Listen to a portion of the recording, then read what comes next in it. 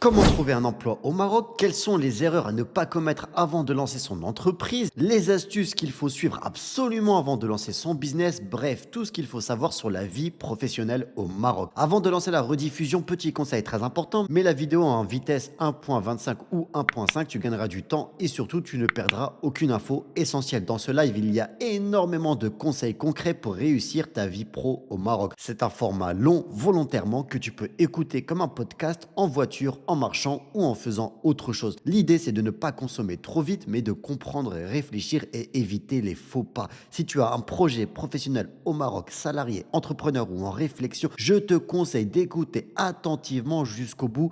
C'est parti, on commence tout de suite. Bonne vidéo. Donc, on va vraiment parler du projet professionnel, du volet professionnel au Maroc. Je le répète, la partie emploi, bien sûr, on va évoquer la partie salariale, ne vous inquiétez pas.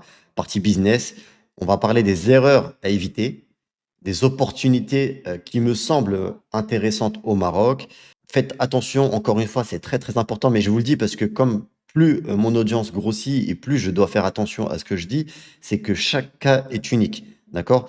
Tout ce que vous allez entendre et tout ce que vous entendez sur Internet et sur les réseaux de manière générale, vous devez absolument croiser toutes ces informations-là avec des experts, des comptables, des experts comptables, des juristes selon votre situation. Faites très, très attention à vous. Il y a malheureusement beaucoup de bonnes choses, bien sûr, alhamdoulilah, sur Internet, mais il y a aussi beaucoup de mauvaises choses, de mauvaises informations. Donc, faites toujours, toujours attention. La première partie que je vous propose, c'est les erreurs courantes que la plupart des gens, en tout cas ceux qui échouent, font quand ils s'installent au Maroc. On va commencer par la partie entrepreneuriat. Désolé pour la team salariat, mais écoutez, franchement, même pour les salariés, ça peut être très, très intéressant pour vous d'écouter ces différentes erreurs que j'ai relevées ou que je relève moi-même actuellement régulièrement dans ceux qui veulent lancer un projet au Maroc. La première erreur, et n'hésitez pas à interagir dans le chat, je vais lire tous vos messages, c'est de copier-coller un business qui a fonctionné. En fait, pourquoi j'ai commencé par cette erreur, c'est qu'il y a beaucoup d'entrepreneurs en France qui arrivent au Maroc et ils se disent que je vais reproduire mon entreprise qui a marché. Quand je dis une entreprise, ça peut être mon café, mon restaurant, ma salle de sport, mon salon de coiffure, n'importe quoi. Et je vais le recopier à l'identique. Je vais développer ma marque au Maroc. Et le problème, c'est que, comme je le dis souvent, et là, ça concerne tout, la vie en général, c'est que quand vous venez au Maroc, vous ne faites pas que changer de pays, vous changez de continent. Et quand vous lancez une entreprise, c'est aussi à prendre en compte. C'est hyper, hyper important de se mettre ça dans le crâne. C'est que quand on vient au Maroc, on est en Afrique. Donc votre café, votre restaurant, votre salon de coiffure, votre parc de loisirs, je ne sais quelle entreprise qui a fonctionné en France doit absolument se réinventer pour fonctionner au Maroc. Vous devez vous adapter. Vous devez vous adapter au pays, mais surtout à la population locale. Je vais vous donner quelques exemples, vous inquiétez pas. Par exemple, je vais dire, vous avez une entreprise, un e-commerce ou une boutique de produits véganes. Et ben tout de suite, quand vous êtes au Maroc, eh bien, j'imagine que ça existe, Il doit y avoir une clientèle végane au Maroc, mais ça n'a rien à voir avec un pays comme la France ou comme l'Europe. Les Marocains sont de réels carnivores. Donc c'est un exemple un peu gros, mais c'est vraiment pour vous faire comprendre que quand vous lancez un commerce au Maroc et que vous avez déjà réussi en Europe, il faut absolument vous adapter. Il faut donc adapter votre business et vous savez, ça marche énormément chez les entrepreneurs français qui copient les entreprises qui ont fonctionné aux États-Unis. Ça, c'est quelque chose qui se fait très, très régulièrement. Il y a beaucoup d'entreprises qui cartonnent en France, qui ont commencé aux États-Unis. Vous avez par exemple Blablacar, vous avez The Fork pour la réservation de restaurants, etc. C'est des entreprises qui ont été en fait copiées-collées des États-Unis et qui ont été importées en France. Mais ils n'ont pas seulement été copiés-collés, ils ont été adaptés au marché français. D'accord? Et bien, quel que soit votre business, votre entreprise qui a fonctionné en Europe, et alhamdoulilah pour vous, moi j'aime trop quand je vois la réussite chez les gens de ma communauté, eh bien, essayez absolument de l'adapter. Ensuite, deuxième chose, il y a quand même des types de business qui ne fonctionneront pas au Maroc. C'est triste, mais c'est comme ça. Vous pouvez être très successful, avoir réussi votre vie, comme je le disais tout à l'heure, dans un restaurant ultra spécialisé vegan. Et c'est impossible que ça cartonne dans une ville comme Agadir, par exemple. La clientèle, la niche, elle est beaucoup trop faible. Et je me trompe peut-être quand je vous dis ça, mais c'est pour vous donner un exemple. Vous voyez? C'est tellement vrai, copier-coller ne marche pas forcément, c'est un environnement, une autre mentalité, une autre approche exactement. La deuxième erreur, mais qui est liée à ça, dans le fait de ne pas s'adapter, bien sûr, il y a la langue, je vois dans le chat, apprendre la Dalija aussi pour ceux qui lancent un commerce ici, c'est hyper important. Mais bon, ça, la Dalija, je vous en parle assez suffisamment avec mes applications pour vous rappeler à quel point c'est important. Et je me le répète à moi-même tous les jours. C'est qu'il ne faut pas sous-estimer la concurrence locale. On a parfois, et je parle même là, même aux Marocains qui sont nés en Europe, MRE, hein, le syndrome du colon. D'accord? Et c'est pas quelque chose de péjoratif quand je vais le dire au sens raciste, mais c'est la personne qui vient s'installer au Maroc pense que ce qui vient amener, c'est la meilleure chose, c'est la meilleure idée du siècle, ça n'existait pas et qui va, même si ça existait, il va absolument détruire la concurrence. Je vais vous dire quelque chose, c'est un scoop peut-être pour vous, mais le Maroc ne vous a pas attendu et les Marocains non plus. Donc quand on vient au Maroc, quand on veut lancer l'entreprise, la première chose, c'est de ne pas sous-estimer la concurrence. Beaucoup de gens pensent qu'au Maroc, bah tiens, ce truc-là n'a pas existé, le marché est encore ouvert et que je peux lancer mon truc tranquillement, il n'y aura pas de problème.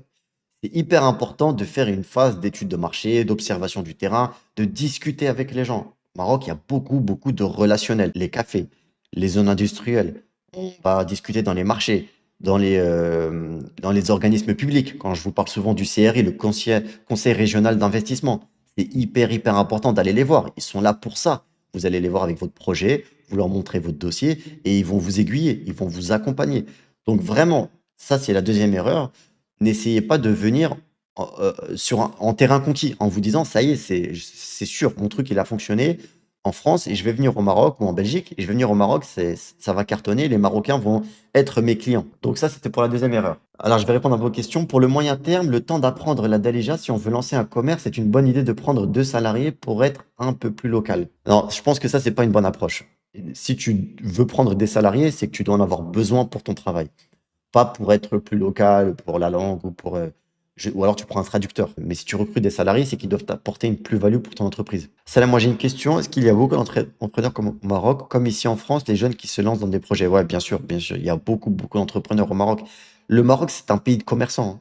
C'est un pays de commerçants. Peut-être même plus qu'en France, hein, honnêtement. Ah, c'est simple. Le SMIG est très bas. OK, 3 000, 3 500, max 4 000 dirhams. C'est très difficile de vivre avec ce salaire. Donc, les gens, ils font du commerce.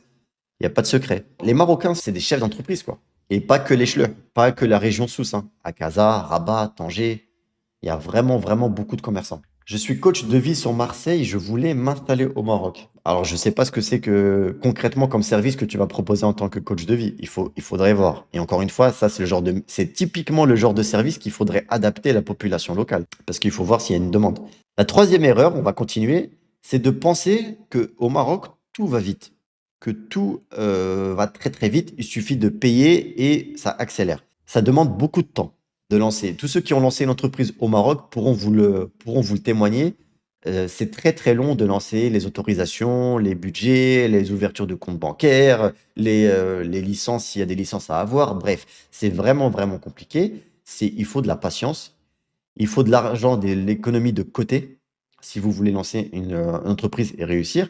Au niveau du budget, il faut budgétiser très très large. Il y a très très souvent des écarts au niveau des budgets au Maroc, que ce soit au niveau des travaux, au niveau des fournisseurs, au niveau des premiers salariés à recruter. Le turnover au début est très très très très haut. Quand on lance une entreprise, le temps de trouver son équipe qui tourne. De toute façon, vous avez toutes mes interviews que j'ai réalisées sur ma chaîne. Tous ceux que j'ai interviewés et qui ont lancé un business au Maroc m'ont tous dit qu'au début, les 6 premiers mois, la première année, eh ben, il y a beaucoup de va-et-vient et c'est normal parce qu'il faut que tu trouves ton équipe.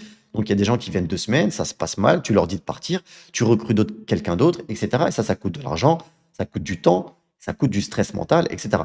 C'est juste pour vous dire qu'il faut vous y préparer. D'accord? Oui, il y a besoin de salariés dans le business, bien sûr, et mettre ces salariés en lien avec la clientèle directement. Je reviens du Maroc, j'avoue que la barrière de la langue, sur le court terme, j'ai l'impression que ce sera un très gros frein. Alors, je vais quand même tempérer cette histoire de barrière de la langue. Je ne sais pas, Tristan, c'est quel business que tu veux lancer. Bon, je suis le premier à dire que la déjà est hyper importante pour les interactions sociales du quotidien avec les Marocains, etc., pour t'intégrer. Maintenant, on reste au Maroc, donc tu veux lancer une entreprise, le français, ça devrait t'aider, ça devrait te suffire à commencer. Donc, on reste dans un pays où, je vais dire, peut-être 90% de la population parle et comprend le français. Donc, ça devrait aller. Après, encore une fois, ça dépend de ton business. Je le connais pas. Il faudrait étudier la question. Donc ça, c'était pour la partie budget et un peu stress mental, penser que tout va aller vite. Non, vraiment, quand vous venez avec un projet, prenez votre temps et essayez d'avoir des sous de côté. La quatrième erreur, c'est de ne pas se maroccaniser, dans le sens où, quand vous lancez un business, eh ben, c'est ce que je disais tout à l'heure un petit peu, qu'il faut absolument adapter votre business au Maroc et aux Marocains. Bien sûr, il faudra adapter les prix, adapter la communication, le branding, c'est-à-dire votre image, le service client. Un service client au Maroc n'a rien à voir avec un service client français. Ceux qui habitent au Maroc ici doivent savoir de quoi je parle. Ça n'a rien à voir. Tout change. Et en fait, c'est tout cet écosystème autour de votre entreprise qui a fonctionné en France, en Belgique ou n'importe où dans le monde, et bien, qui doit être retravaillé quand vous venez au Maroc. Là, le but, c'est vraiment de vous préparer psychologiquement ça. Est-ce que c'est possible de vivre de ces investissements digitaux? Michael, bah, j'ai envie de te dire, oui, ça dépend ce que ça te rapporte. Si tes investissements digitaux rapportent suffisamment d'argent pour vivre, oui, sauf si j'ai mal compris la question. Le savoir-faire et la formation, la qualité de service sont nuls, pas de suivi, pas de sérieux dans certaines activités. J'imagine que tu parles le coaching sportif, étant donné ton nom, coach BodyFit. Tout ce que je peux te dire, c'est que les salles de sport, ouvrent de plus en plus au Maroc et que ça cartonne quand même pas mal, hein. Donc, c'est un secteur très, très concurrentiel. Euh, Barakallahu fik pour les conseils. Wafik barakallah avec plaisir. Donc ça, c'était pour les erreurs, pour ceux qui veulent lancer un commerce au Maroc et qui souhaitent se lancer un peu trop vite, ils veulent pas préparer ça, etc. Autre chose, ça c'est pour ceux qui ont du budget. Franchement, faites-vous accompagner par des entreprises marocaines. Il y a beaucoup d'entreprises marocaines qui sont sur le marketing, qui font de la communication, qui ont des commerciaux, etc. Le but, c'est pas d'arriver, comme tout à l'heure, je disais, avec le syndrome du colon et en disant, moi, je sais mieux que tout le monde et j'ai les idées, j'ai les meilleures idées, etc. Ça va marcher. Non, entourez-vous de locaux. Et il y a des entreprises au Maroc très, très sérieuses qui vont vous aider dans votre business. Eux, c'est dans leur intérêt que vous réussissiez. Donc, si vous prenez une agence de pub, une agence de marketing qui va vous accompagner dans votre lancement, pourquoi pas? Donc, ça, c'est pour ceux qui ont le budget. Vous inquiétez pas, on va parler après de la team low budget. Il faut beaucoup de patience pour pouvoir vivre de son activité plusieurs années. En plus, lorsque nous prenons pas de crédit, oui, c'est encore plus long, bien sûr, bien sûr, bien sûr. Après ça, je pense que la patience, c'est dans quasiment tous les pays. Quand tu lances une entreprise, il faut attendre que ça mûrisse. Il faut être très. Je pense que là, je vais parler de mon expérience, mais je pense qu'il faut être très analytique, c'est-à-dire qu'il faut analyser énormément les chiffres et pas juste lancer son business et essayer de forcer la réussite de son projet. Non, il faut essayer d'être intelligent, de comprendre ce qui va pas. J'ai des gens qui, alors si vous faites un site internet, par exemple, un e-commerce, bah, j'ai des gens qui viennent et qui n'achètent pas sur mon site, leur panier se vide, bah, il faut que je comprenne pourquoi, analyser, etc. Si vous faites une boulangerie et que vous avez des clients qui viennent la première semaine et que la deuxième semaine, ils viennent pas, il faut analyser pourquoi. Vous faites 5 types de baguettes, il faut regarder laquelle se vend le plus, celle laquelle se vend le moins, etc. Il faut être très, très analytics. Je sais pas trop comment le dire, mais voilà, c'est hyper important pour la réussite. Mais bon, ça, je pense que les chefs d'entreprise qui sont sur le chat le sauront. Est-ce que tu connais des bonnes agences de pub? Je peux en connaître une ou deux qui sont très sérieuses. Vous pouvez me dire après en DM ou m'envoyer un mail et je vous recommande avec plaisir des gens qui sont très sérieux. Des locaux et des MRE d'ailleurs qui font ça, il n'y a pas de souci. Comment faire une étude de marché sur un type précis pour se voir s'il y a un besoin de ce secteur?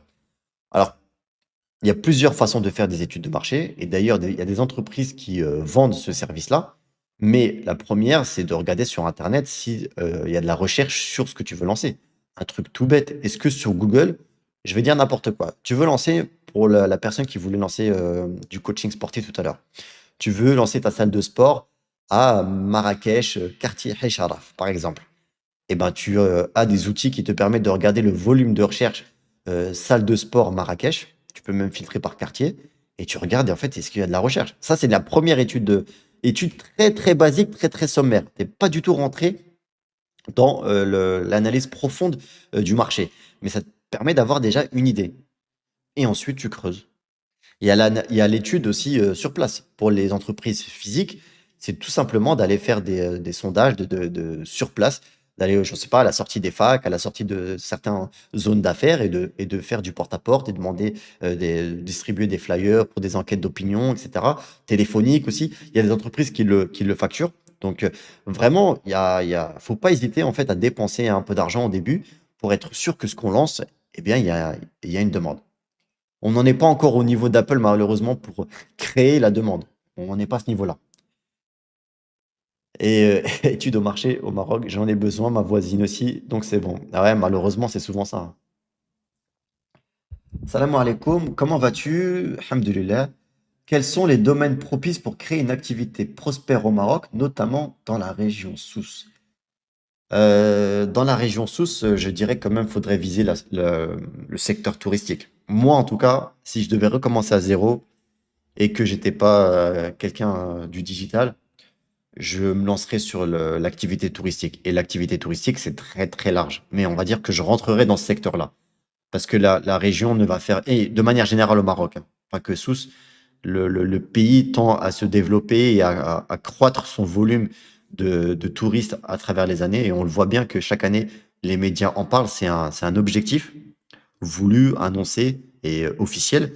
Donc, il faut aller dans le sens du pays, d'accord? Qu'on aime ou qu'on n'aime pas, hein, peu importe. Mais là, on parle vraiment affaires, on parle de réussite professionnelle.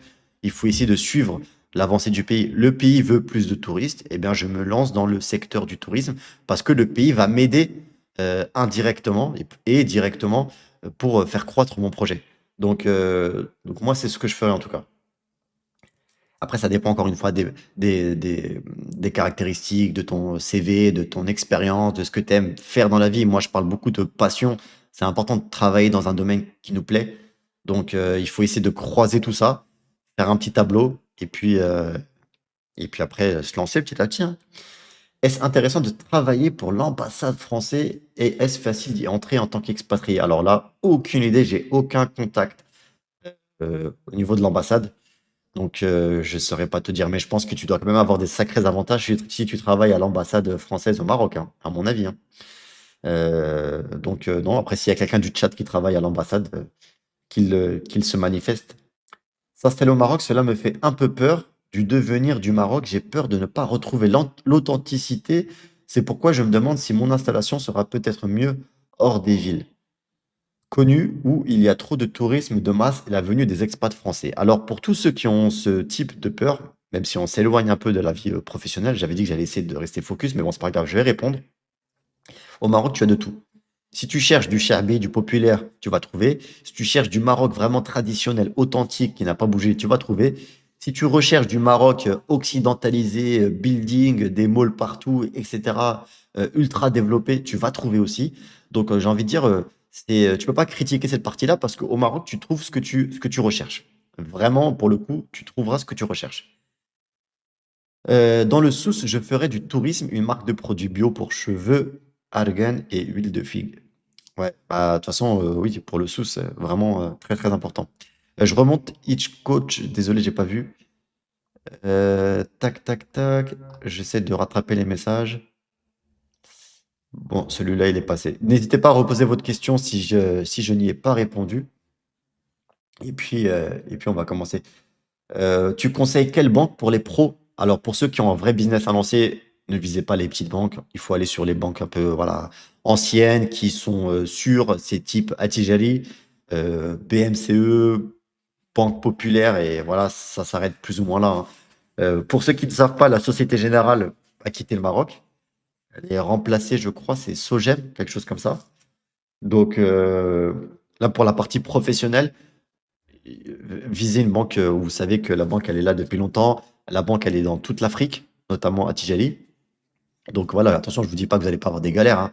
Système Mardem, ça arrive dans toutes les banques, ça. Mais pour un business professionnel, il vaut mieux viser une banque. Et de toute façon, le secret au Maroc pour les banques, c'est d'avoir le directeur d'agence dans votre poche. D'accord? Quand je dis dans votre poche, c'est que Il faut être très, très amical avec lui, bien s'entendre avec lui, demander de ses nouvelles, la famille ça va, la Aïla, Berin, tu vois, vous voyez, il faut avoir un petit relationnel. C'est très, très important. Comme ça, le jour où vous avez une galère, vous avez son portable personnel et ça va beaucoup, beaucoup plus vite. Au Maroc, il faut faire du relationnel.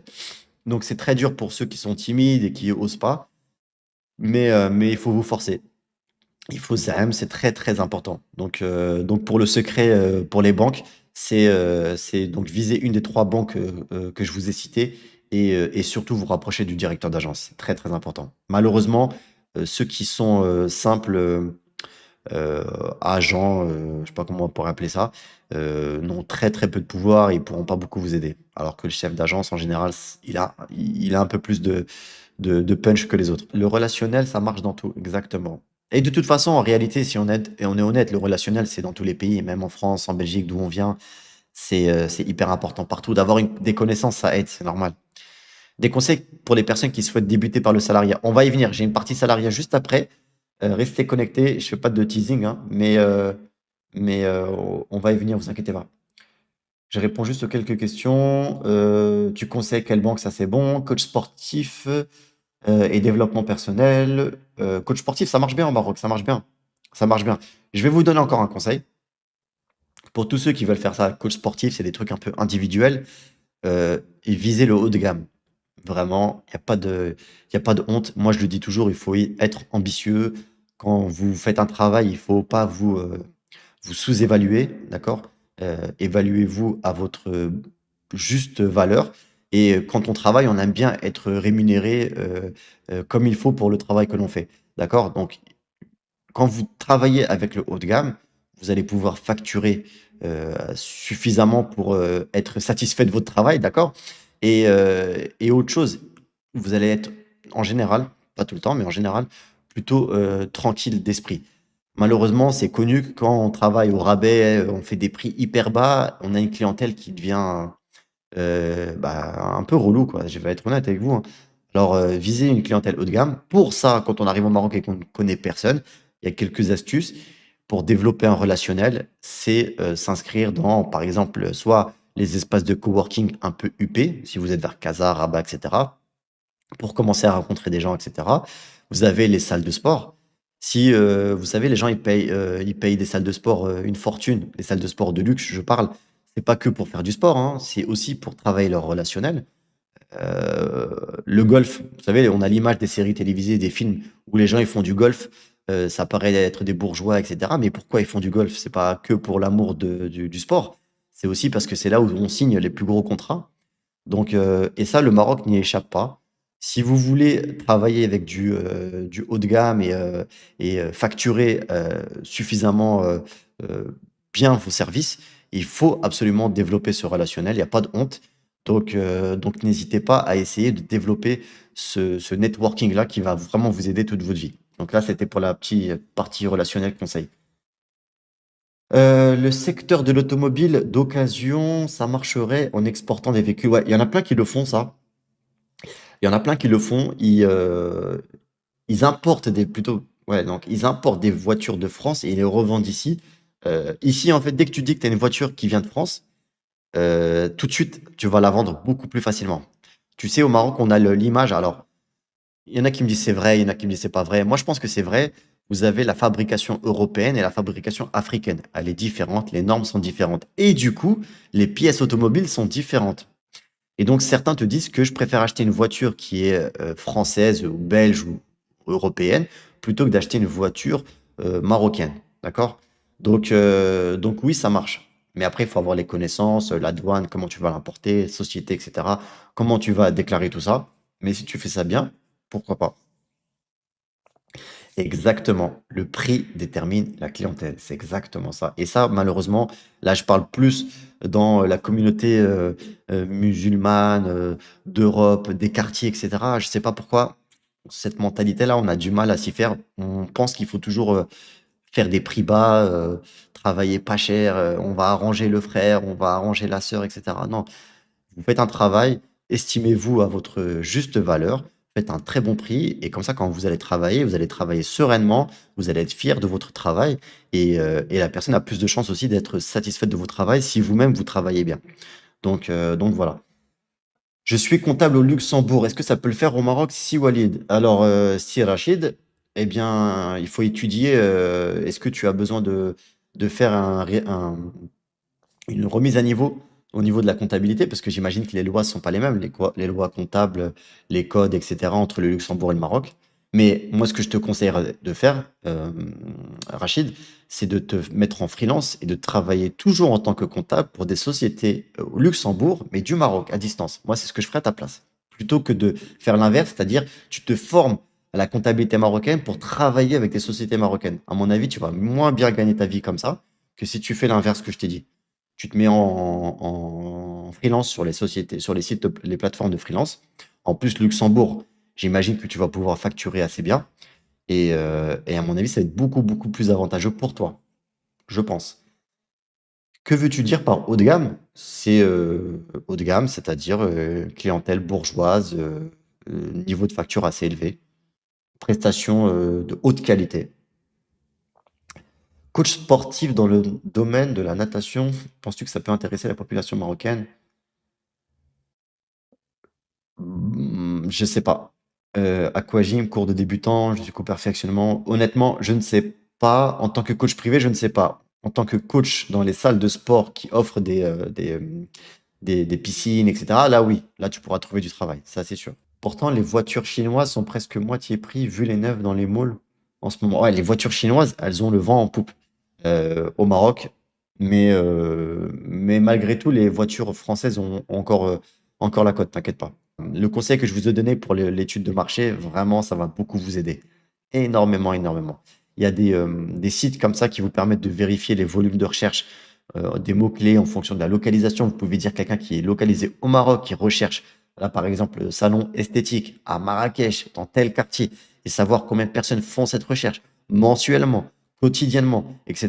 Ça vous donne quand même beaucoup de value, beaucoup de valeur pour ensuite vous permettre d'avancer. Franchement, ça vous aidera énormément. Bon, on va quand même avancer parce que c'est vrai qu'il y en a qui me disent que Walid, tu as encore beaucoup de sujets à traiter. On va parler du e-commerce. La création de contenu, community manager française pour les entreprises marocaines. Ouais, community manager, ça marche énormément, Géna. Vraiment. Mais il faut pas viser que les sociétés marocaines. C'est comme pour la partie Luxembourg. Les métiers comme ça, il faut viser le monde entier. Oui, les crèches, ça marche aussi beaucoup. Faites attention par contre pour les crèches, il y a beaucoup d'autorisations, c'est normal, on parle d'enfants, mais c'est un business qui cartonne, bien sûr. À partir du moment où tu as le bon local, les bonnes autorisations, le bon personnel aussi. Mais je pense que le jeu en vaut la chandelle si vous avez la passion des enfants, de l'enseignement, de l'accompagnement, etc. Ça peut être pas mal. Si oui, comment les trouver? Alors, il y a des sites de freelance. Il y a malte.com, il y a Upwork. Je vous donne des noms comme ça. Je les mettrai, je pourrais vous les envoyer ou envoyer-moi un mail ou en DM, je vous les enverrai si vous voulez. Il y a freelance.com, bien sûr. Il y a Fiverr. Bref, il y a vraiment, vraiment beaucoup de sites de freelance où vous pouvez vous inscrire pour essayer de démarcher. Après, sur les sites de freelance, dernier conseil, après je passe au e-commerce et après je passerai aux salariés, vous inquiétez pas. Pour ces sites-là, en fait, le problème, c'est que ça fonctionne avec les avis, les commentaires, etc. Donc, au début, vous êtes obligé de mettre des prix assez bas pour avoir vos premiers clients, pour ensuite avoir des premiers avis positifs. Ensuite, vous pouvez remonter vos prix. D'accord? C'est ça qui est un peu difficile sur les plateformes de freelance quand on débute et quand on n'a aucun avis. Mais bon, c'est comme ça, c'est le jeu aussi. N'oubliez pas l'application Moro AI là, que je vois passer, très très important pour ceux qui viennent à la CAN. On va passer au e-commerce, parce qu'il y a beaucoup de gens qui m'ont posé des questions sur le e-commerce. Comment vivre du e-commerce? Vous le savez, e-commerce, j'ai testé plein de fois. Franchement, je pense que je connais très bien ce secteur pour avoir perdu pas mal d'argent. Hein? Mais comment ça, tu veux nous parler du e-commerce si tu as perdu d'argent? Ben justement, j'ai vu que j'ai échoué sur ce secteur-là. Alhamdoulilah pour réussir après sur d'autres choses, mais je peux vous donner pas mal de conseils. Ce qui est bien, c'est que le e-commerce, vous pouvez travailler, vivre au Maroc et vendre partout à l'international. C'est très, très important pour tous ceux qui souhaitent vivre au Maroc ou qui vivent déjà au Maroc. Vous n'avez pas de dépendance au marché marocain. Attention, là, je vais parler du e-commerce pour ceux qui veulent vendre à l'étranger, à l'international. On parlera après pour ceux qui veulent vendre au Maroc. Le pouvoir d'achat, bah forcément, si vous vendez à l'international, il est supérieur au pouvoir d'achat marocain, donc vous pouvez vendre à des prix plus élevés. Et là, vous allez me dire, oui, mais comment tu gères le stock, la livraison, la logistique, tout ça? Eh bien, c'est ça qui est merveilleux.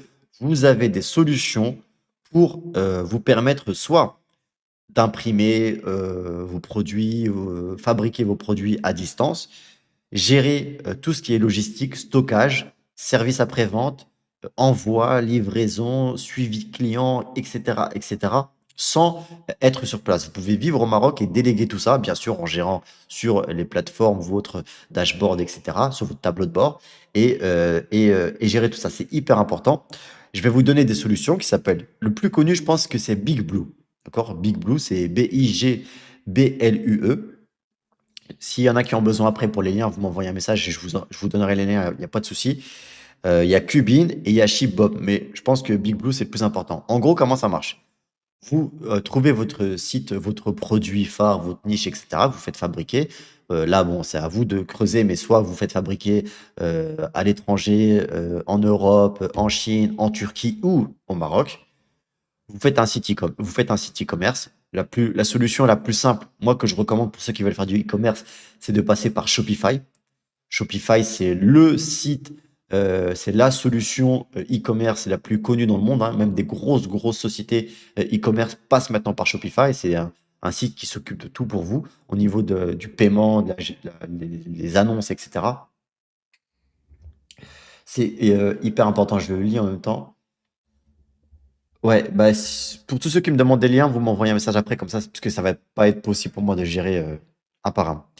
Et en fait, comment ça se passe? Une fois que vous avez votre stock, vous avez trouvé votre produit, votre idée, etc., vous l'envoyez dans un des entrepôts de ces solutions, comme Big Blue, dont je vous ai parlé juste avant. Et en fait, ces sociétés-là, elles vont stocker pour vous vos produits et elle va être connectée à votre site internet Shopify.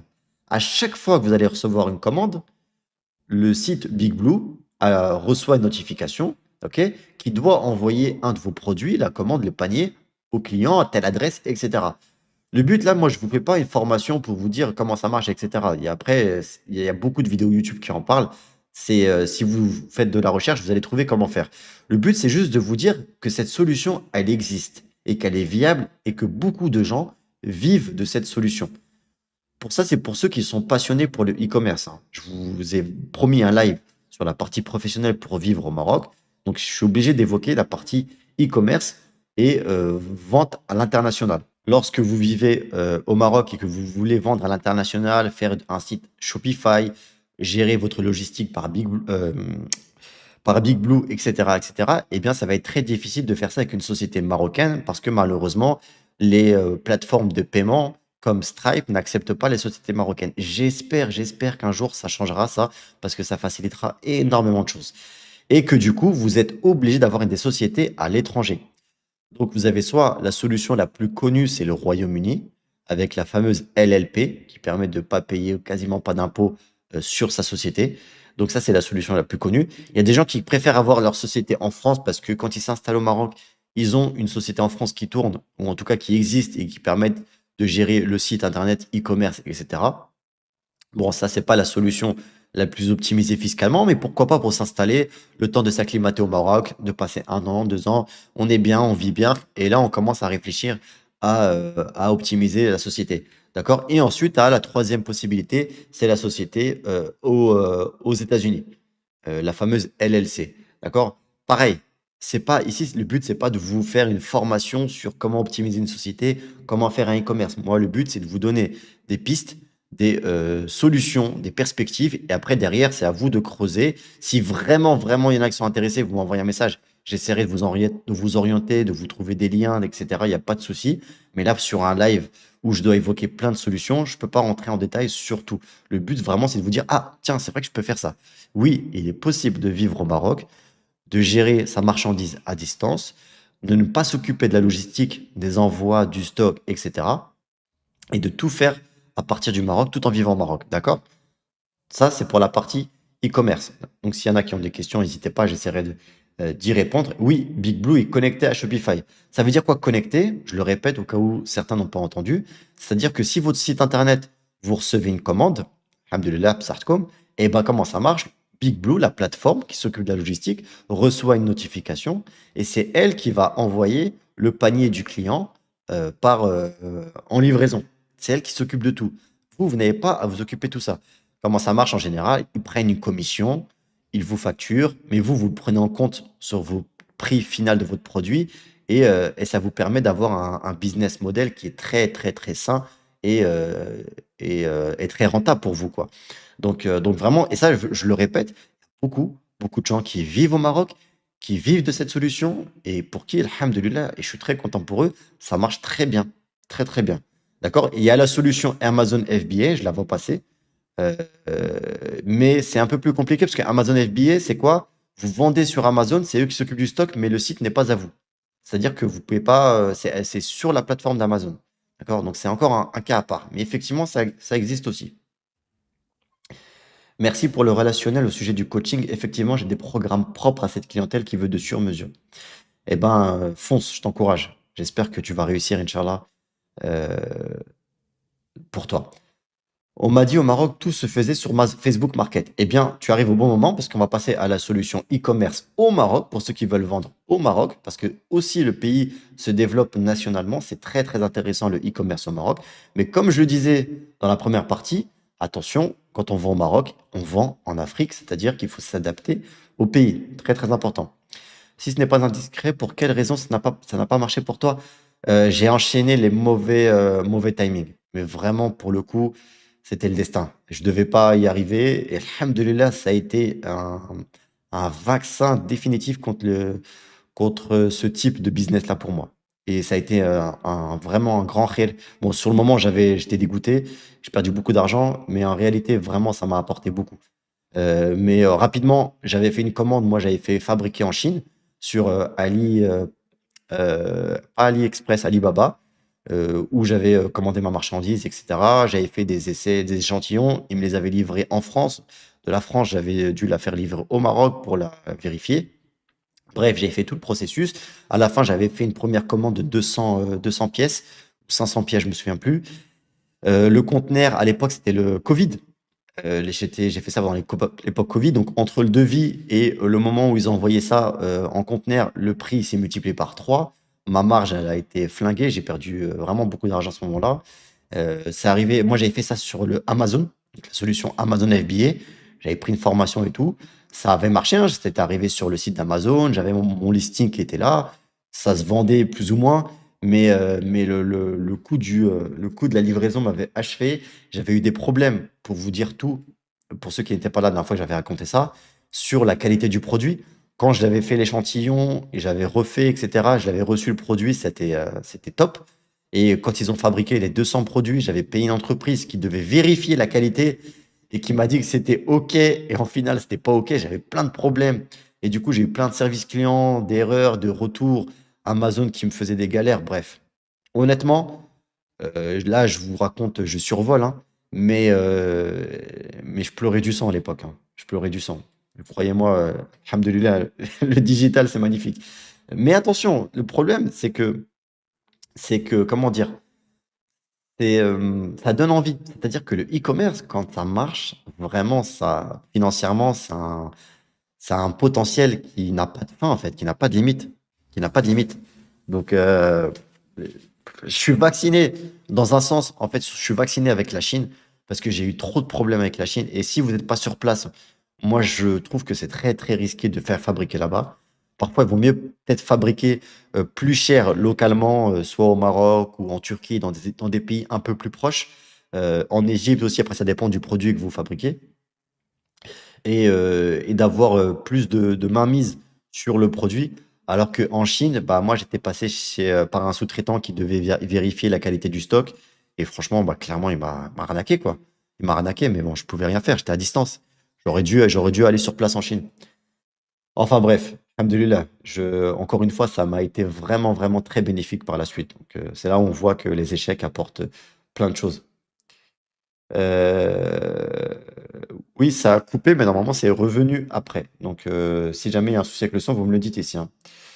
On va passer au e-commerce au Maroc. Ne vous inquiétez pas, on avance, OK? Le marché, comme je vous l'ai dit, il est en croissance. C'est super important de le comprendre, c'est que j'ai fait une news il y a pas longtemps sur la hausse des paiements, e-commerce au Maroc, c'est n'importe quoi les chiffres, ça explose, OK? Par contre, il y a des choses à savoir, c'est que pour la partie paiement, on parlait de Stripe tout à l'heure pour, accepter la carte bleue sur ton site internet. Eh bien, au Maroc, il n'y a que la CMI. Je crois que c'est en train d'ouvrir à la concurrence, mais bon, en gros, ça reste quand même que la CMI derrière. Donc il faut déposer un dossier, il faut qu'ils acceptent, il y a des allers-retours. Bref, il y a encore un peu d'administration, alors que Stripe, bah, tu remplis ton truc en ligne, il te donne un lien, un code, une clé et salam alaikum, tu peux vendre en ligne. Malheureusement, au Maroc, il y a une petite, voilà, il y a une petite administration en plus, c'est un peu plus galère avec la CMI, mais je pense qu'Inch'Allah, avec le temps, ça va s'améliorer. Autre chose au Maroc, au marché du Maroc, c'est le paiement à la livraison. Très, très, très, très courant et c'est quelque chose auquel il faut anticiper. Pourquoi? Parce qu'il y a beaucoup de paiements à livraison qui sont refusés une fois reçus. La personne dit, bah non, finalement, je ne veux pas l'acheter. Hop, le prestataire bah, le renvoie euh, au niveau de l'entrepôt. C'est un coût pour vous parce que bah, le prestataire, lui, il vous facture quand même parce qu'il a fait la livraison, etc. Donc, il y a une petite partie comme ça qui est un peu chiante qu'il faut prendre en compte. C'est comme ça, malheureusement, il n'y a pas le choix. Maintenant, il y a des plateformes qui sont très, très en vogue sur le e-commerce, sur Internet au Maroc. Ce sont, on l'a vu tout à l'heure, Facebook Market, mais vraiment, ça cartonne. Marjan Market, c'est des places de marché en fait où vous pouvez vendre vos produits. Il y a Jumia. Jumia, c'est l'équivalent de Amazon en Afrique. Attention, hein. Attention, toute proportion gardée, mais ils se veulent être un Amazon équivalent en Afrique. Et donc, en fait, quand vous lancez un site e-commerce au Maroc, eh bien, c'est hyper, hyper intéressant pour vous de vous mettre sur ces différentes plateformes-là pour vous faire connaître et pour faire connaître votre produit tout en développant votre marque à côté. OK? C'est-à-dire que vous vendez votre produit sur Facebook Market, Marjan Market, Jumia Mall, enfin Jumia, etc. Tout en développant votre marque, faire de la pub, etc., du ads, du marketing pour vraiment essayer de cannibaliser un maximum d'audience sur votre site. Bon, le plus important quand on fait un e-commerce, et là vraiment c'est un conseil en or, c'est de ne pas commencer avec un catalogue de 50 000 produits. Déjà, gérer un stock, gérer une commande, c'est une galère sans nom. Alors si en plus vous voulez faire 5 variations, 10 produits, etc., franchement, vous allez tout droit à la catastrophe. Ça, c'est un vrai conseil. Quand vous voulez faire un e-commerce, commencez par très très peu de produits et très peu de variations. C'est pas grave. Si vous perdez quelques clients, un pourcentage de clients parce que ils ont voulu du bleu et que vous avez que du noir, je dis n'importe quoi, hein, si vous faites du vêtement ou de l'accessoire par exemple, et ben c'est pas grave, c'est des clients que vous allez récupérer plus tard. Mais au moins, ça vous permet de vérifier, de tester que votre projet, votre produit a du sens et a un intérêt sur le marché. Et ensuite, plus tard, quand vous avez votre fournisseur avec qui ça marche bien, etc., et ben là, vous pouvez ajouter quelques variations et quelques idées supplémentaires. Vraiment, ça, c'est hyper important. Réponse de persévérant ici, énormément de trucs avant de trouver ma voie. Exactement. Il faut échouer, hein. Il faut échouer, il n'y a pas de secret, hein. Quels essais, dans quel corps de métier? Ah, vous vous parlez entre vous. Travailler avec les Chinois, c'est bien, mais il faut bien choisir ses partenaires. Ouais, c'est exactement ça. Il faut trouver le bon partenaire. Attention, hein, je dénigre pas les fournisseurs en Chine. Je dis pas qu'en Chine, vous allez vous faire arnaquer, que vous allez avoir la même mésaventure que moi. C'est juste qu'il faut trouver les bonnes personnes. Et moi, quand même, je recommanderais, Benoît, d'aller sur place. Pour ceux qui en ont les moyens, qui vont lancer un business, eh bien, si tu as un budget de 10 000 euros, eh ben, mets 2 000 euros dans ton voyage en Chine pour rencontrer les gens physiquement. Déjà, le fournisseur chinois, quand il te voit physiquement, il va te respecter un peu plus que si tu es derrière ton chat Alibaba à parler. Je t'assure que c'est pas pareil. D'accord, j'étais aussi fonctionnaire, je suis devenu entrepreneur. C'est pas Marjan Mall, oui, c'est ça. C'est ça. Comment ça? Oui, voilà, ok. Que penses-tu du connecté maison comme les serrures connectées? Ouais, il y en a de plus en plus. De plus en plus pour les serrures maison. C'est un très très bon filon. Moi, de ce que je connais, il y en a plein qui vont au souk. Donc je pense que le e-commerce, il doit avoir un peu de place pour cette partie-là. Hamid, patience et je vais y passer, Inch'Allah, je finis. Je finis et après je passe à la partie salariale. Y a-t-il une partie sur l'immobilier, la spéculation immobilière? Non, pas de partie immobilier sur ce live. Là, on est vraiment sur la partie professionnelle. Oui, la Chine, il faut aller sur place, exactement. Pour ceux qui connaissent, il y a la Canton Flair, qui est comment on peut appeler ça, une sorte de salon où tu vas avoir tous les produits de la Terre qui sont en vente, les produits du futur, les produits de demain, les produits du présent, où tu peux négocier des prix, tu peux essayer, tu peux rencontrer des fournisseurs, des fabricants, etc. Ceux qui ont les moyens et qui peuvent tenter et qui veulent faire du e-commerce, allez-y. Vraiment, allez-y. C'est là où vous allez pouvoir faire un maximum de bonnes affaires et, euh, et vraiment développer votre site. Petit conseil, prenez un Marocain qui parle chinois. Ah bah si en plus vous trouvez un Marocain qui parle chinois, c'est encore mieux. Euh, je vais répondre à cette question. Y a-t-il une partie sur comment trouver un local au Maroc? Bon, tu vas avoir la partie agence IMO classique. Moi, je les dénigre pas, les agents immobiliers, ils travaillent assez bien au Maroc. Mais je pense qu'il faut pas t'arrêter à eux. Euh, les agents immobiliers, c'est bien pour te faire un avis, mais il faut pas hésiter à faire les fameux samsar, les fameux chefs des quartiers, les agents de sécurité, pardon. Il faut faire le tour des quartiers à la main. C'est très, très manuel. Il faut se déplacer. Et c'est comme ça que tu vas trouver ton local au Maroc.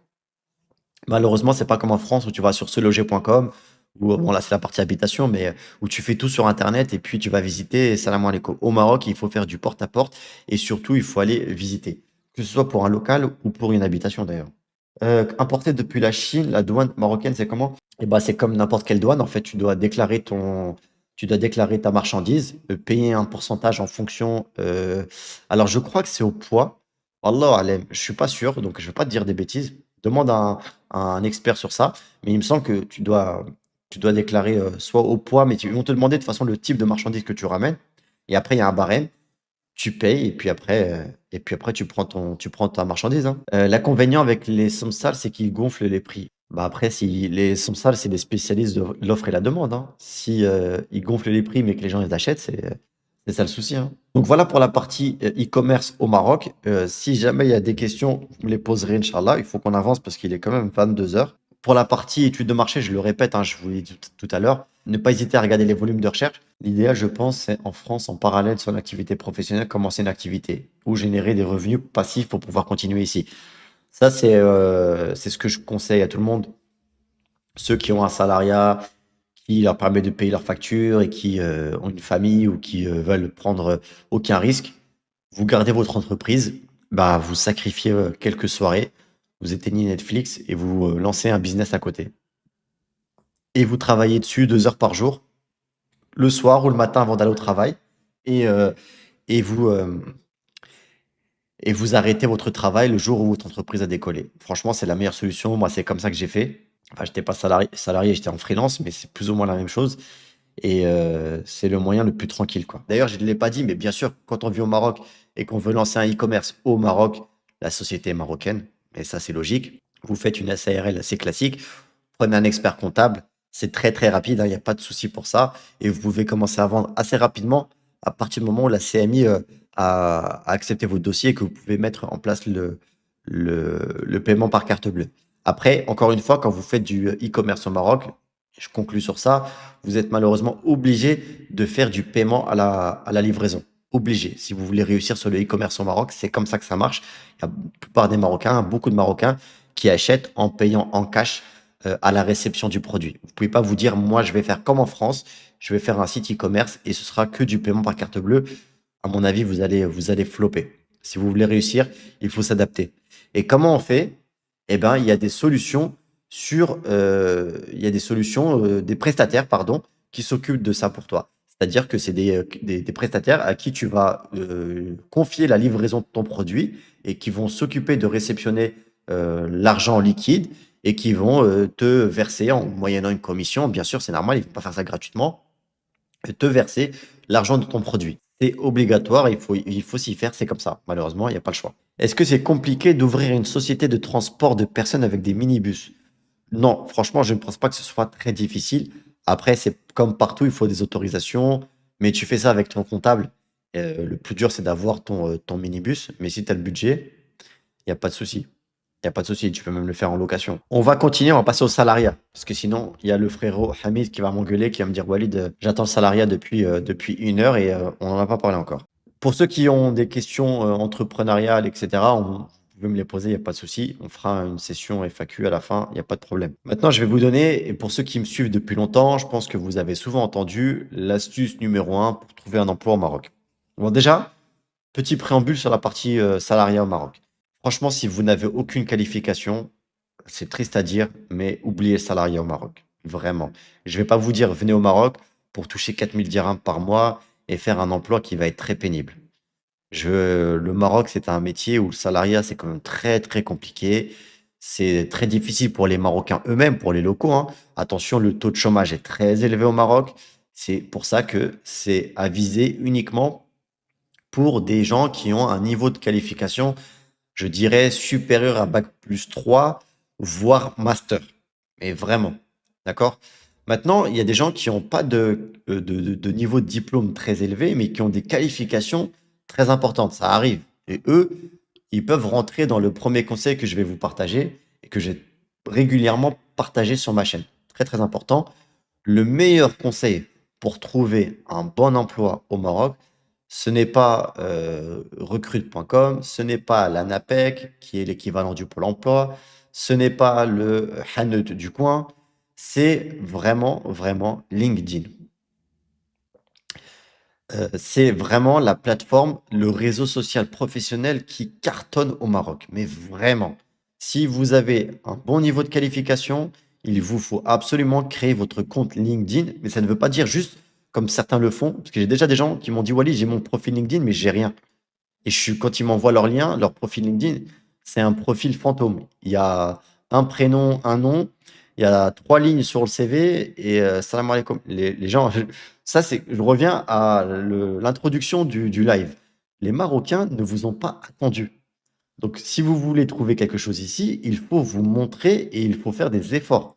C'est pas eux qui vont venir vous chercher en vous disant: Si Rachid, on avait besoin de toi, ça fait 5 ans, on cherchait un profil comme toi». Non, non, je vous assure, les Marocains, ils travaillent, ils s'en sortent très bien, alhamdoulilah. Donc si vous voulez sortir du lot, il faut absolument travailler votre profil LinkedIn. C'est comme pour ceux qui travaillent sur Instagram, sur YouTube, il faut jouer avec l'algorithme. Même sur LinkedIn, il y a un algorithme. Ça veut dire quoi? Ça veut dire que l'algorithme de LinkedIn va vous mettre en avant, c'est un code, c'est un ordinateur qui vous met en avant en fonction de ce que vous mettez sur votre profil LinkedIn. Les différents mots-clés, vos certaines caractéristiques. Je vais dire n'importe quoi. Vous êtes développeur ou vous êtes... Non, on va sortir de l'informatique. Vous êtes un commercial chevronné, vous avez vendu des sacs Chanel pour Chanel, justement, et vous avez un super CV. Eh bien, il y a des mots-clés à mettre, comme justement, par exemple, pas Chanel, haut de gamme, luxe, marché de luxe, etc., qui va vous permettre de ressortir chez les RH, donc les ressources humaines, de ces différents secteurs-là. OK? Et donc ça, c'est quelque chose que vous allez devoir travailler si vous voulez absolument attirer les chasseurs de tête, on les appelle comme ça, les recruteurs sur LinkedIn. Et les recruteurs marocains, il y en a vraiment beaucoup. Donc ça, c'est pour le premier conseil pour LinkedIn. Salam alaikum. Connais-tu les tranches de salaire pour les enseignants dans les lycées français dans les grandes villes? J'ai fait une interview avec un enseignant qui travaille dans une école française à Marrakech et je crois qu'il m'avait donné des bons niveaux de salaire. Alors, je m'en souviens plus. Si jamais le frérot est dans le chat, il pourra nous le redire. Sinon, tu vas sur ma chaîne YouTube, dans mes interviews. L'interview, elle s'appelle Mohamed, enseignant à Marrakech dans une école française, et il le dit dans l'interview. Mais c'est des bons niveaux salaires, hein, c'est plus de 20 000 30 000 dirhams, sachant qu'il a des avantages après, à côté. Donc c'est très intéressant. Salam, j'ai mon fils qui est diplômé en tant qu'ingénieur informatique, site web. Il n'arrive pas à trouver un poste en France depuis 2023. Au Maroc, a-t-il une chance? Oui, bah pour moi, ingénieur informatique, c'est typiquement le profil qui doit exister sur LinkedIn. Vraiment, il va trouver un emploi ici. Mais je pense très simplement. Ouais, voilà, c'est ça, 25 000 dirhams aux alentours.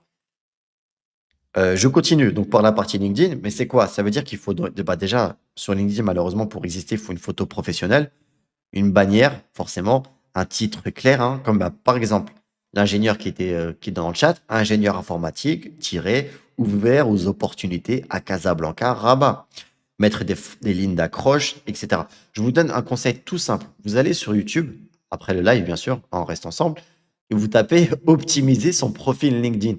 Vous allez avoir des tonnes et des tonnes de vidéos gratuites qui vont vous donner des conseils pour avoir un super profil LinkedIn. Et ça va vraiment vous aider à ressortir. OK? Faites-le. Et dans une semaine, 2 semaines, vous me direz d'offres, combien de contacts vous avez eu.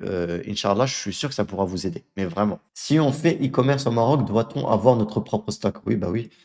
Sinon, ça s'appelle du dropshipping et c'est différent. C'est différent. Quel type de travail est demandé dans l'informatique? Tout ce qui est programmation. Programmation, principalement. Après, tu peux avoir du graphisme, montage vidéo, etc. Ce type de travail-là. Le domaine de l'hôtellerie de luxe, comment vois-tu les salaires et les fourchettes par rapport aux positions au département?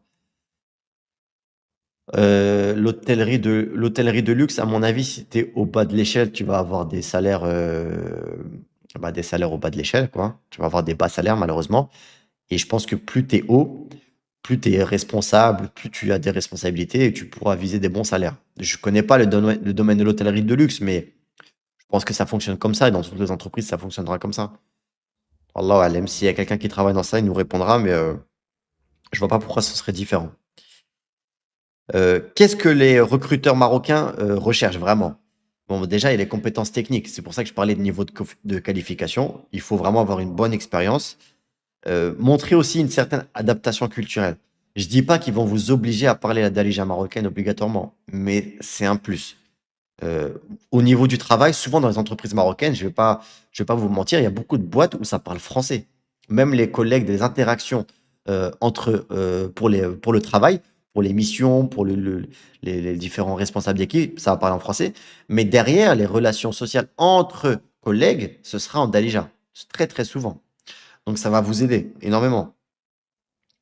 Si vous avez des langues étrangères, français, anglais, espagnol, etc., le Maroc est un pays qui travaille beaucoup avec l'étranger. Ça aussi, ça vous apportera énormément, énormément. Maintenant, il y a d'autres solutions pour trouver un emploi hors LinkedIn, même si je vous ai dit que LinkedIn, c'était la plateforme numéro un. Vous avez quand même l'ANAPEC. Et là, c'est plus pour les Marocains et les MRE. Je crois que les étrangers ne peuvent pas y souscrire. C'est la plateforme d'emploi nationale. Et faites attention, vous avez des formations gratuites sur l'ANAPEC. L'ANAPEC, c'est ANAPEC, ANAPEC. Vous avez des aides à l'insertion, vous avez des remises à niveau, etc. Donc, à voir si vous êtes MRE, vous avez un niveau de qualification important, mais que vous n'arrivez pas à trouver un emploi, qu'il vous faut peut-être, comme par exemple pour le frérot qui était comptable, eh ben, il a besoin de se reformer au niveau de la comptabilité marocaine. Peut-être qu'il peut contacter l'ANAPEC, ils pourront l'aider. C'est possible. C'est possible, c'est des professionnels. Et surtout, c'est un organisme d'État. Donc, ne pas hésiter à aller les voir. Je pense que ça vous coûte rien. Donc, l'ANAPEC, ne pas hésiter à voir. Au niveau des opportunités, ce qui recrute au Maroc, là, on parle vraiment encore pour les salariés. Là, je ne vais pas vous donner d'infos surprises, hein. L'IT, le développement, l'informatique, hein, l'IA. Et un secteur qui monte de plus en plus, c'est la data. Qu'est-ce que c'est que la data? C'est tout ce qui est analyse des données. Le métier principal, le plus connu, c'est data analyst. Donc, c'est analyseur de données. Je ne sais pas comment on peut appeler ça, mais c'est ça. C'est un métier qui marche très très bien, qui est beaucoup demandé. Et en plus, vous pouvez avoir ce niveau de qualification via des formations de 1 an. Vous n'avez pas besoin de faire un master pour être data analyst. Donc ça peut vous donner des pistes, notamment s'il y a des jeunes qui sont sur le chat, qui ont moins de 25 ans, qui sont encore à l'école, qui veulent se réorienter, et même, même des plus anciens, hein, même les Shibani qui veulent se reformer. Il n'y a pas de souci. Je ne dis pas qu'au-dessus de 25 ans, vous êtes des Shibani, mais vous m'avez compris. Donc ça peut être une bonne piste pour vous, tous les métiers de la data. Ensuite, vous avez tous les métiers du tourisme, de l'hôtellerie, de la restauration pour la partie touristique du Maroc. On l'a dit tout à l'heure, le Maroc est un pays qui vise le tourisme, qui vise la croissance au niveau touristique. S'il y a des techniciens automobiles, j'ai du travail pour vous. Bah voilà. Vous avez même des chefs d'entreprise sur le chat, donc ne pas hésiter à vous contacter entre vous. Donc ça, c'était pour la partie secteur qui recrute. Donc on a parlé du tourisme. Vraiment, les gars, le tourisme, il y a tellement d'opportunités sur le tourisme. Et quand je dis tourisme, c'est très vague, hein. Quand je dis tourisme, c'est pas que forcément hôtel ou que Airbnb. C'est tous les métiers qu'il y a autour. Je vous donne un exemple. Juste traducteur, juste guide touristique, c'est un métier qui a de l'avenir. Malgré l'IA, c'est un métier qui a énormément d'avenir. Beaucoup de touristes qui viennent au Maroc, qui cherchent des guides, qui cherchent des bonnes adresses, qui cherchent des gens avec qui faire une semaine de visite, d'accompagnement, etc. Des blogs. Moi, je trouve qu'on n'a pas assez de blogs sur le Maroc. Les blogs, même certains qui pensent que les blogs, c'est quelque chose ça y est, de mort, c'est trop ancien, c'est périmé, c'est daté. Alors qu'en réalité, un bon blog bien référencé, vous pouvez gagner beaucoup d'argent avec un blog. Bon, là, je sors du salariat, mais c'est tellement pour moi des opportunités que je vois qui sont sous-cotées, sous-estimées.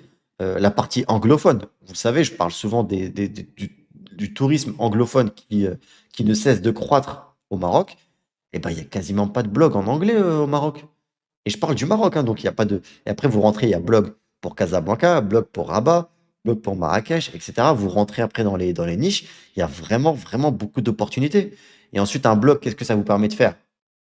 Ça vous permet de faire de l'affiliation, ça vous permet de vendre des prestations, du Airbnb, des locations de voitures, des locations de trottinettes, j'en sais rien moi, des cuisines, des plats à domicile. En fait, ça vous ouvre les portes de tout. Donc là, je jette une bouteille à la mer pour ceux qui ne savent pas quoi faire, mais je pense qu'il y a quelque chose à faire sur ça. Maintenant, il y a tout ce qui est la partie immobilier, construction, architecture, décoration d'intérieur, rénovation. Et j'ai vu tout à l'heure des gens qui parlaient sur la partie immobilier, qui se posaient des questions. Bah, le Maroc, c'est quand même un pays où ça construit partout. Donc tous ceux qui ont une qualification dans ce domaine-là, il y a beaucoup, beaucoup de travail. Et quand je dis immobilier, encore une fois, c'est pas juste promoteur. C'est tout ce qui touche à l'immobilier. Même les métiers, entre guillemets, c'est pas péjoratif, hein, mais les plus bas de l'échelle, comme le simple plombier, mais même lui, il a sa carte à jouer dans le pays actuellement. Ça se développe énormément. Et encore une fois, ça, je vous conseille d'être à votre compte. Je vous pousse pas à postuler chez un promoteur et être salarié. Vous n'allez pas être bien payé. En quoi consiste ce métier exactement? Oui, je te confirme. Je pense que sur YouTube, vous êtes en décalé. Il y en a qui ont dû mettre pause entre-temps et qui ont coupé. En fait, pour tout ce qui est data analyst, analyse de données, c'est c'est quelqu'un qui va être spécialisé dans les chiffres d'une société. J'en ai parlé tout à l'heure, c'est-à-dire qu'il va aller analyser une société, par exemple, euh, on va donner un truc, un salon de coiffure, d'accord? Il y a un salon de coiffure, il a un site, il a des réseaux pour se faire connaître, il a un nombre de trafic et il a des gens qui viennent dans sa boutique. Il y en a qui ressortent sans réserver, il y en a qui ressortent sans faire leur coupe de cheveux, etc. Et lui, en fait, il va avoir tous les chiffres de ça, de tous ces différents secteurs dont je viens de vous parler, et qui va en tirer, soit il en tire des conclusions, soit il partage en fait son son expertise suite à ces différentes données. Je vais donner un exemple. Il voit que sur le site, il y a 1000 personnes qui viennent chaque mois et qu'il y a seulement 10%, enfin 10%, ça me paraît énorme, il y a seulement 0,5% de gens qui réservent dans le salon. Et ensuite, bah, le but, c'est que avec ces données-là, d'analyser pourquoi. Peut-être qu'il y a une page qui charge trop lentement, etc., etc. Mais c'est un métier qui est hyper important parce qu'il permet de corriger des failles dans son système, dans l'écosystème de son entreprise. Donc c'est vraiment, vraiment très important. Et les entreprises l'ont compris, et c'est pour ça qu'il y a de plus en plus d'entreprises qui recrutent sur ce secteur-là. Le souci dans la construction et l'architecture intérieure, il y a un manque de qualification, c'est dur de trouver des vraies compétences, beaucoup de bricoleurs. Alors oui et non, JP, je vais te dire pourquoi, quel est mon avis sur cette question-là. Il y a beaucoup de gens qui se plaignent de ça, mais moi je connais beaucoup de gens qui sont qualifiés. Le problème aussi, c'est qu'il y a beaucoup de professionnels qui cherchent dans la construction ou dans l'architecture d'intérieur des gens qui sont pas chers, si tu vois ce que je veux dire. Et du coup, une fois qu'ils ont signé, ils vont pas être contents du travail. Oui, mais parce que tu as pris quelqu'un qui était vraiment 10 fois moins cher que son concurrent qui, lui, allait te faire un bon travail. Donc, comme toujours avec moi, je pense que c'est jamais blanc ou noir. C'est que oui, peut-être tu vas en trouver des gens qui sont pas sérieux ou qui ont un niveau de qualification assez bas, mais tu vas trouver aussi de l'autre côté des professionnels qui vont aussi que travailler avec des gens qui font des devis au rabais. Tu vois? Parfois, si tu veux être satisfait du travail, il faut aussi pas forcément prendre le moins cher. Tu me diras si tu es d'accord avec moi ou pas, mais, euh, mais de mon expérience, moi j'ai souvent remarqué ça. Donc voilà pour les secteurs, les opportunités professionnelles. Moi, j'insisterai quand même beaucoup sur la partie touristique parce que quand même l'immobilier, il faut quand même un sacré savoir-faire. Alors que je trouve que le tourisme, on peut très très facilement, très vite se former sur le tourisme.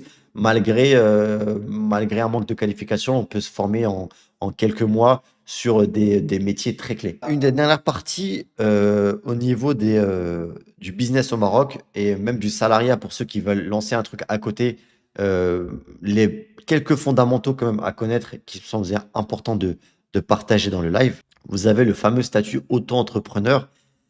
Vraiment, ce statut, c'est une pépite pour ceux qui veulent commencer freelance ou, comme je disais tout à l'heure, avoir un petit stock e-commerce et lancer un petit site et tester, etc.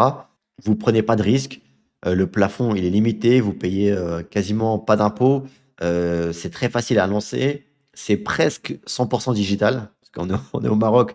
Donc, lancer un statut auto-entrepreneur, c'est à 50% digital et à 50% physique, mais c'est déjà pas mal. Vous avez des statuts classiques comme en France, comme en Belgique, hein, SARL, SAS, etc. C'est les mêmes statuts. Au niveau de la fiscalité, c'est très avantageux. C'est environ 20% d'impôts sur les sociétés au Maroc, donc c'est quand même assez intéressant.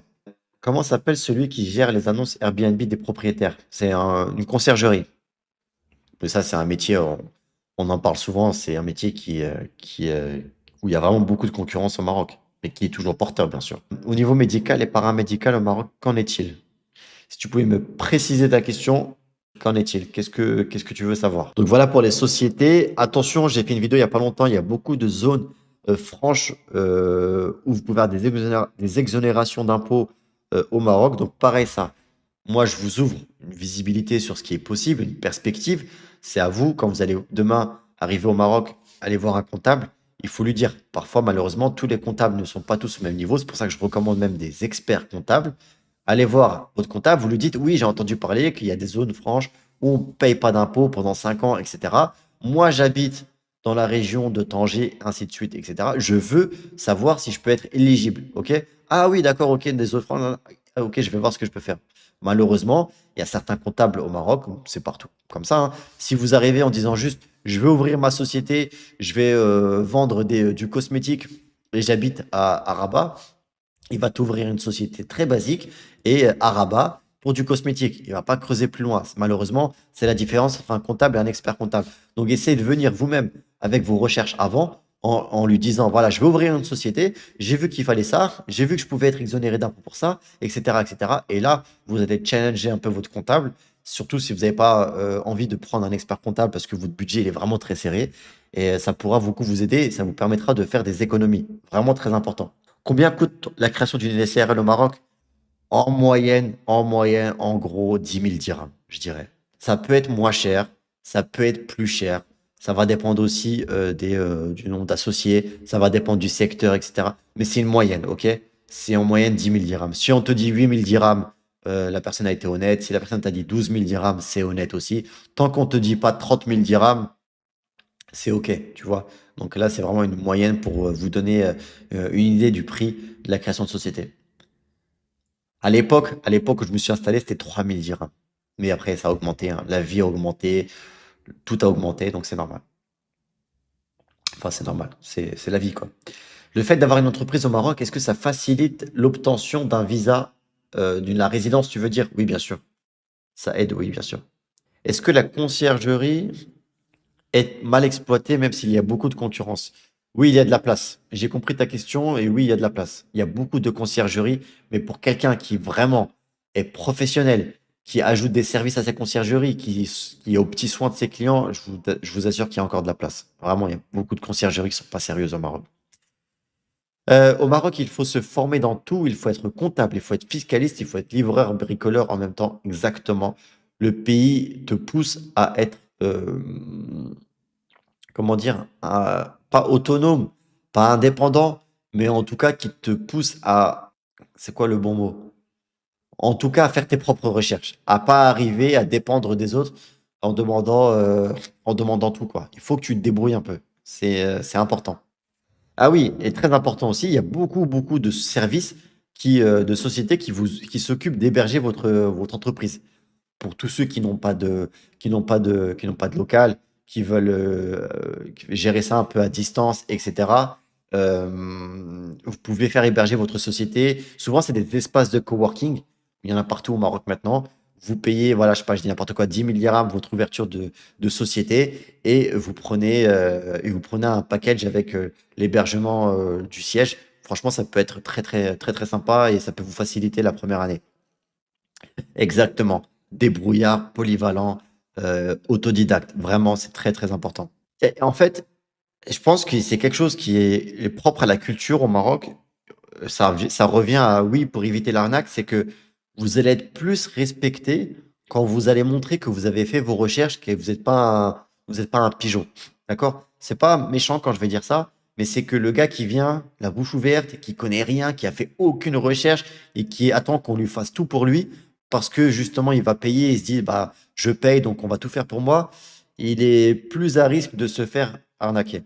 Alors que celui qui vient, il a un dossier, j'ai vu ça, on m'a dit ça, j'ai fait ça, je pense que j'ai fait ça. Sur Internet, j'ai vu les avis, on m'a parlé de cette opportunité-là, j'ai vu qu'il y avait une exonération là-bas. Et ben là, la personne en face de vous va se dire, OK, lui, c'est pas un rigolo, je vais faire attention, je sais qu'il va faire ses recherches, d'accord? Et ça, c'est un conseil de manière générale pour réussir au Maroc, hein, dans tout, que ce soit le logement, trouver un emploi, etc., etc. Il faut montrer que vous n'êtes pas, voilà, vous êtes pas un pigeon, quoi. Il faut être hybride, voilà, c'est ça. Est-ce que c'est important d'avoir un bail de location d'un logement peut permettre d'avoir un visa pour rester au Maroc? Tout ce qui est visa, bon, c'est pas le sujet du live, mais pour tout ce qui est visa au Maroc, vous pouvez faire le visa avec le compte bancaire, là, 10 000 euros par mois, 10 000 euros, 10 000 euros sur votre compte bancaire. C'est un visa touristique qui vous permet de rester, d'avoir une carte de séjour d'un an et ensuite, quand il est renouvelé, de passer un an, 2 ans, 5 ans, etc. C'est une bonne solution pour vous. Et j'ai envie de dire, oui, comme quelqu'un le dit, c'est pas que lié au Maroc, hein. C'est partout dans le monde, quoi. Voilà, il faut z'âme un peu, et il faut être quelqu'un de capable, quoi. Je sais pas trop, là, encore une fois, comment le dire, mais j'ai l'expression en schleur, mais je vais vous l'épargner. Mais en gros, voilà, il faut être actif, quoi. Et pas être passif et attendre que les autres ils s'occupent de vous.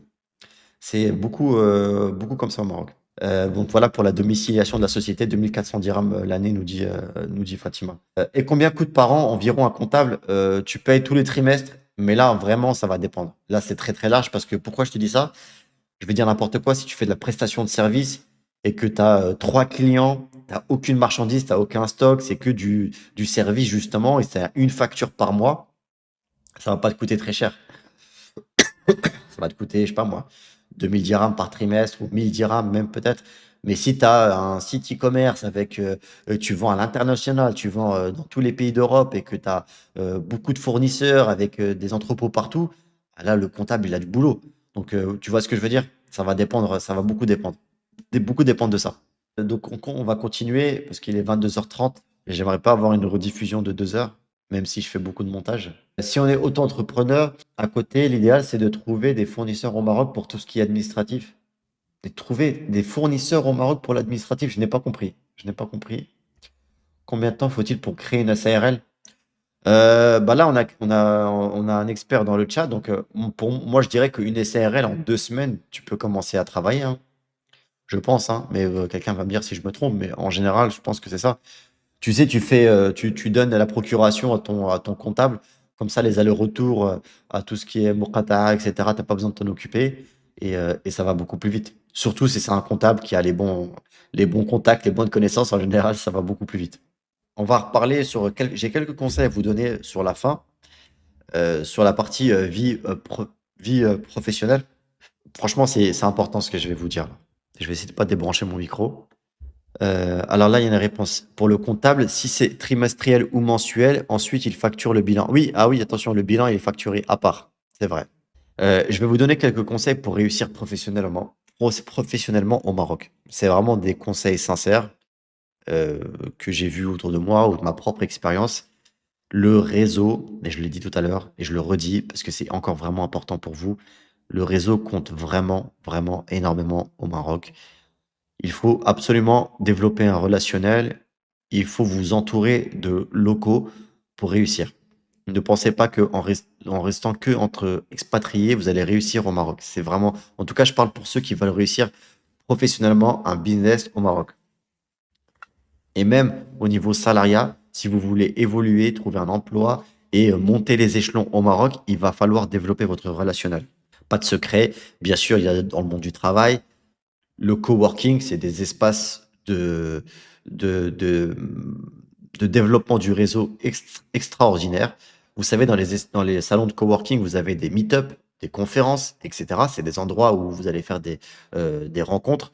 Vous allez trouver des collègues sur le même business que vous, sur le même secteur d'emploi que vous. Et c'est des gens qui, plus tard, vont vous permettre de vous élever. Vraiment, c'est hyper important.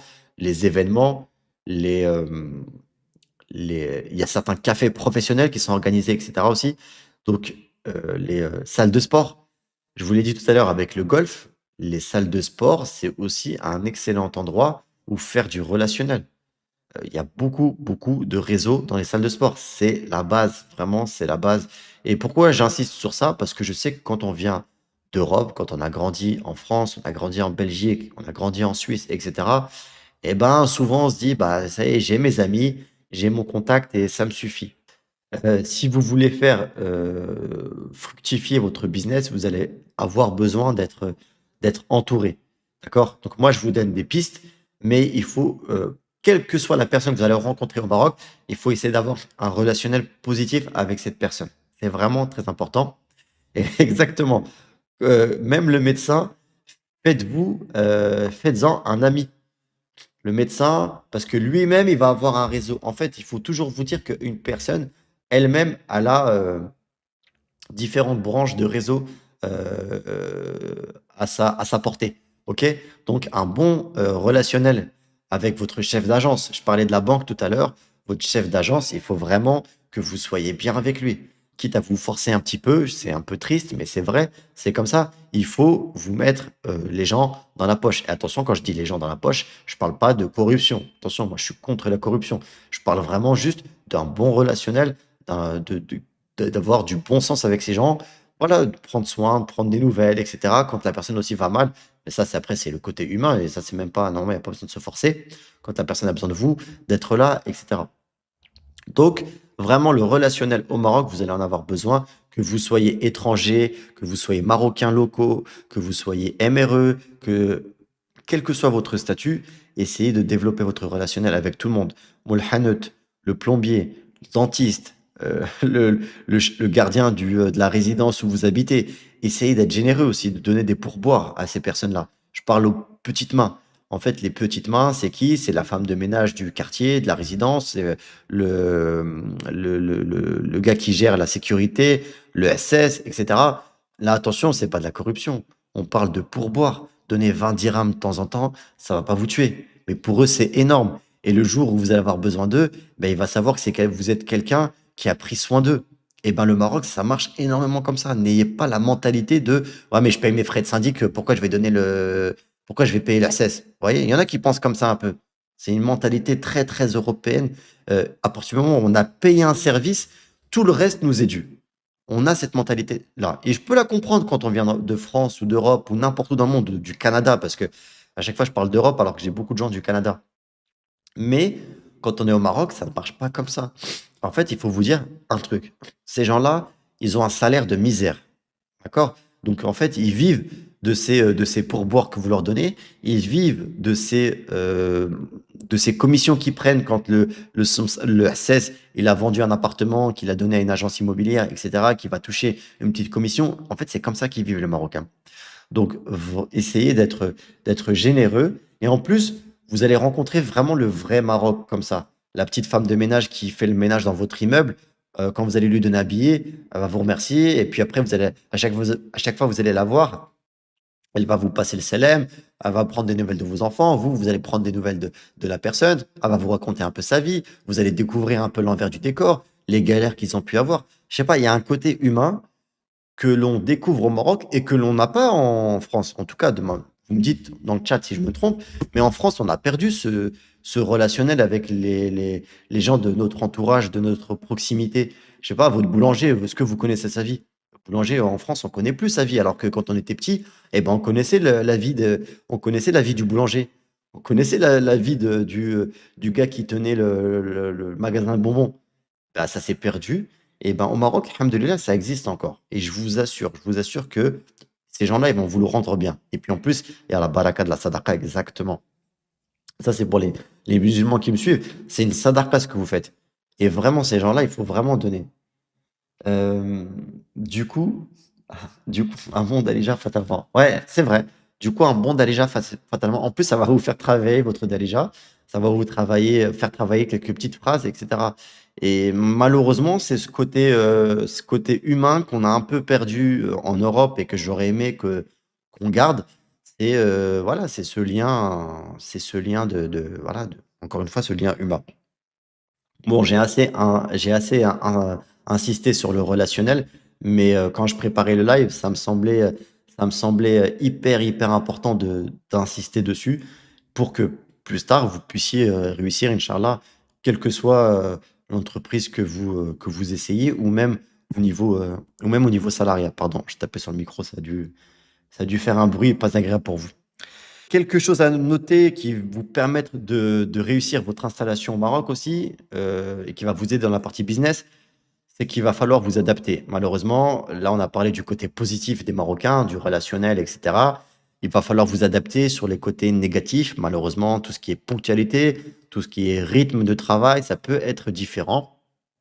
Les rendez-vous peuvent être décalés comme ça du jour au lendemain. Il faut savoir garder une certaine flexibilité. Voilà, il y a des choses qui vont vous énerver et il faut vous dire que c'est pas vous qui allez changer le pays. Je préfère vous le dire tout de suite. Les Marocains vous ont pas attendu pour lancer des business et ils vous ont pas attendu pour le service civique. Ouais, c'est comme ça. On peut critiquer, on peut dire ce qui va pas, il n'y a pas de souci, mais il va falloir vous adapter. Ça, c'est pour les chefs d'entreprise et même pour ceux qui travaillent en entreprise, qui travaillent dans les bureaux. J'ai eu beaucoup de retours de gens qui ont travaillé dans les bureaux et qui ont eu parfois des relations un peu toxiques avec certains chefs d'entreprise, certains responsables, etc. C'est une mentalité différente. Mais ça, malheureusement, c'est à vous de vous adapter. Encore une fois, quand vous venez au Maroc, vous venez en Afrique et vous ne faites pas que changer de pays, hein, vous changez réellement de continent. Donc, c'est juste pour vous préparer psychologiquement. Tout ne sera pas comme en France. C'est comme ça. C'est vrai, c'est pas faux ce que dit Jarod. Le rapport humain est important, mais ça engendre aussi beaucoup de belgues. C'est vrai. Mais c'est pour ça que les Marocains sont les champions en RG, en tout ce qui concerne les renseignements généraux. Parce que le Hanout, il connaît toute la vie du quartier. Et comment le Hanout, il le sait? Parce que la femme de ménage le sait, le SS, il le sait, tout le monde le sait. C'est comme ça. Du coup, venir au Maroc avec un petit diplôme, peu d'expérience, c'est compliqué. Ça dépend du diplôme. Ça dépend du diplôme. Belgique, c'est le commérage, on va dire. Je pense que, dites-moi si je me trompe, mais je pense que c'est la meilleure traduction, hein. C'est vraiment le commérage. Tout le monde sait tout sur tout le monde. De toute façon, je vais vous dire un truc, hein, et pour tous ceux qui habitent au Maroc, et je pense qu'ils ont vécu ça, quand vous vous installez dans un quartier, tout le monde sait que vous venez de l'étranger. Il y a un nouveau qui vient d'arriver, il a trois enfants, son mari, il a l'air de travailler dans tel secteur, sa femme, elle est mère au foyer, lui, il fait ça. Ils connaissent toute votre vie, vous avez parlé avec personne. Donc, je préfère vous le prévenir, ça sert à rien, ils sauront déjà tout. Donc voilà, je pense que j'ai à peu près tout dit ce que je voulais dire. Donc j'espère que j'ai pu au moins vous aider. J'ai pu vous ouvrir des portes, au moins vous montrer que certaines portes existaient, que vous avez aimé le live. Et de toute façon, on essaie d'en faire un autre le mois prochain. Ce sera sur un autre thème, Inch'Allah. Quant à vous, prenez soin de vous. Je suis fatigué, désolé, je suis un peu malade. Prenez soin de vous, prenez soin des autres et à bientôt, Inch'Allah.